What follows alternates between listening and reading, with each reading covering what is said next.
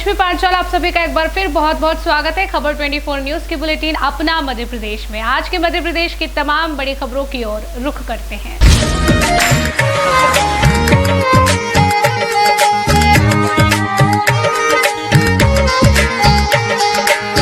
2008 के चर्चित Malegaon blast case में 17 साल बाद कोर्ट ने सभी 7 आरोपियों को बरी कर दिया है। इस ब्लास्ट में 6 लोगों की मौत हुई थी और 100 से अधिक लोग घायल हुए थे। धमाका एक मोटरसाइकिल में लगाए गए बम से हुआ था जो प्रज्ञा ठाकुर के नाम पर रजिस्टर्ड थी। एनआईए ने साध्वी प्रज्ञा ठाकुर को मुख्य आरोपी बताया था और आरोप लगाए थे कि उन्होंने साजिश रची, विस्फोटक सामग्री उपलब्ध कराई और मोटरसाइकिल दी। आरोपी कर्नल पुरोहित, रमेश उपाध्याय, अजय राहिरकर, सुधाकर द्विवेदी और समीर कुलकर्णी पर भी गंभीर आरोप लगे थे, लेकिन विशेष अदालत के जज ए.के. लाहोटी ने फैसला सुनाते हुए कहा कि अभियोजन पक्ष आरोप साबित नहीं कर सका और सबूतों के अभाव में सभी को बरी किया जाता है। यह फैसला पूरे देश में राजनीतिक और सामाजिक बहस का विषय बन गया है। दूसरी खबर ग्वालियर से है, जहां पर धमकी देने आए बदमाश कीचड़ में गिर गए, सीसीटीवी में कैद ये हो गए। ग्वालियर के कंपू थाना क्षेत्र में एक हास्यास्पद लेकिन गंभीर घटना सामने आई। यहाँ एक पड़ोसी झगड़े के बाद धमकी देने के लिए हथियारबंद बदमाश बुलाए गए। ये बदमाश जैसे ही मोहल्ले में बाइक से पहुंचे, कीचड़ के कारण फिसलकर खुद ही गिर पड़े। पूरा दृश्य सीसीटीवी में रिकॉर्ड हो गया और वायरल हो गया। मामला आशु और गोविंदा कुरैशी के बीच पानी भरने के विवाद से जुड़ा था। धमकी देने आए तीनों बदमाशों की पहचान पुलिस ने सीसीटीवी फुटेज के आधार पर शुरू कर दी है। घटना के बाद कंपू थाने में पहले से दर्ज एफआईआर में अब बदमाशों की तलाश और तेज हो गई है। पुलिस का कहना है कि जल्द ही आरोपियों को गिरफ्तार कर लिया जाएगा।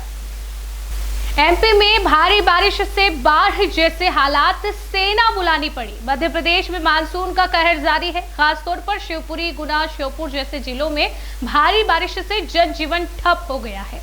मौसम विभाग ने 12 जिलों के लिए येलो अलर्ट जारी किया है।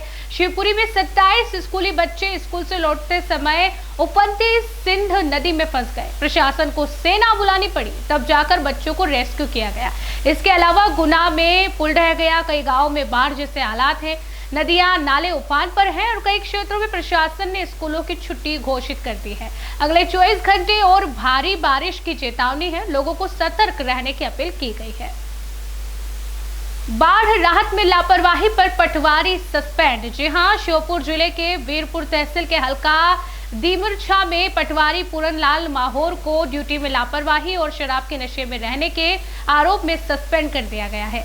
एसडीएम के अचानक निरीक्षण के दौरान पटवारी मौके पर मौजूद नहीं मिले थे और ग्रामीणों ने शिकायत की थी कि वे अक्सर नशे में रहते हैं। आदेश के मुताबिक अब पटवारी का मुख्यालय वीरपुर तहसील में रहेगा और निलंबन के दौरान उन्हें केवल जीवन निर्वाह भत्ता मिलेगा। यह कार्रवाई बाढ़ राहत कार्यों में सख्ती और जवाबदेही का संकेत देती है, जब पूरा जिला आपदा की स्थिति से जूझ रहा है। सीएम का ऐलान, बाढ़ में मदद करने वालों को मिलेगा सम्मान। जी हां, मुख्यमंत्री मोहन यादव ने बाढ़ प्रभावित जिलों का जायजा लेते हुए ऐलान किया कि उन नागरिकों, अफसरों और स्वयंसेवकों को सरकार सम्मानित करेगी जिन्होंने बाढ़ में फंसे लोगों की जान बचाई है। होमगार्ड मुख्यालय से जारी निर्देश में कहा गया है कि जिलों में ऐसे मददगारों की सूची बनाई जाए। अब तक 2900 लोगों को सुरक्षित निकाला गया है, जिनमें 27 स्कूली बच्चे भी शामिल हैं। मुख्यमंत्री ने अधिकारियों को निर्देश दिए हैं कि सभी राहत और बचाव कार्य में मिलजुल कर तेजी से काम करें और हर पीड़ित तक मदद पहुंचाएं। एमपी में बारिश का कहर जारी। मध्य प्रदेश में भारी बारिश से हालात बिगड़ते जा रहे हैं। शिवपुरी, गुना, मुरैना, श्योपुर जैसे जिलों में बाढ़ जैसे हालात हैं। अब तक कुल 2900 लोगों को सेना और प्रशासन ने रेस्क्यू कर सुरक्षित स्थानों तक पहुंचाया है। सबसे संवेदनशील घटना शिवपुरी में हुई, जहां स्कूल से लौटते समय 27 बच्चे सिंध नदी में फंस गए थे। सेना को बुलाया गया और बच्चों को सुरक्षित निकाला गया। आईएमडी ने चेतावनी दी है कि अगले 24 घंटे में भोपाल, विदिशा, नर्मदापुरम समेत कई जिलों में 8 से 9 इंच तक बारिश हो सकती है, तो सावधानी बरतें। जयपुर में डॉक्टर पर चाकू से हमला, आरोपी महिला वेश में आया था। जयपुर के गढ़ा थाना क्षेत्र में एक महिला डॉक्टर नीलम सिंह पर मंगलवार को चाकू से हमला किया गया। आरोपी मुकुल कहार महिला का वेश धारण करके फ्लैट में दाखिल हुआ था। पहले वह डॉक्टर के घर वाटर कैन डिलीवरी का काम कर चुका था। चोरी की नीयत से वह घुसा था और जैसे ही डॉक्टर ने दरवाजा खोला, उसने हमला कर दिया। पड़ोसियों ने शोर सुनकर आरोपी को पकड़ लिया। डॉक्टर की हालत अभी गंभीर है और वो आईसीयू में भर्ती है। चौंकाने वाली बात यह रही कि सूचना के 1.5 घंटे बाद पुलिस पहुंची, जिससे लापरवाही पर सवाल उठ रहे हैं। 1 अगस्त से बिना हेलमेट पेट्रोल नहीं मिलेगा। इंदौर सड़क सुरक्षा को बढ़ावा देने के लिए इंदौर जिला प्रशासन ने कड़ा फैसला लिया है। 1 अगस्त से शहर में बिना हेलमेट के पेट्रोल पंप पर 2 पहिया वाहन चालकों को पेट्रोल नहीं मिलेगा। आदेश के अनुसार पेट्रोल पंप संचालकों को निर्देश दिया गया है कि सभी हेलमेट के बिना किसी को पेट्रोल न दे। इसके अलावा ट्रैफिक पुलिस भी निगरानी करेगी और उल्लंघन पर कार्रवाई करेगी। 2 दिन तक हेलमेट जागरूकता अभियान भी चलाया जाएगा। सुप्रीम कोर्ट के सड़क सुरक्षा निर्देशों के आधार पर यह निर्णय लिया गया है। कंस्ट्रक्शन कंपनी में साझेदारी के नाम पर 82 लाख रुपए की ठगी। ग्वालियर के व्यापारी सानिध्य शिवहरे से गुजरात के 2 भाइयों ने साझेदारी के नाम पर 82 लाख रुपए की ठगी कर ली।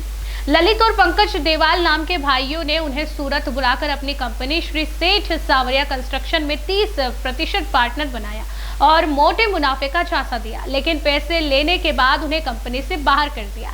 मामला 2023 का है। क्राइम ब्रांच ने इस मामले में 4 आरोपियों को सूरत से गिरफ्तार किया है, जबकि मास्टरमाइंड ललित अब भी फरार चल रहा है।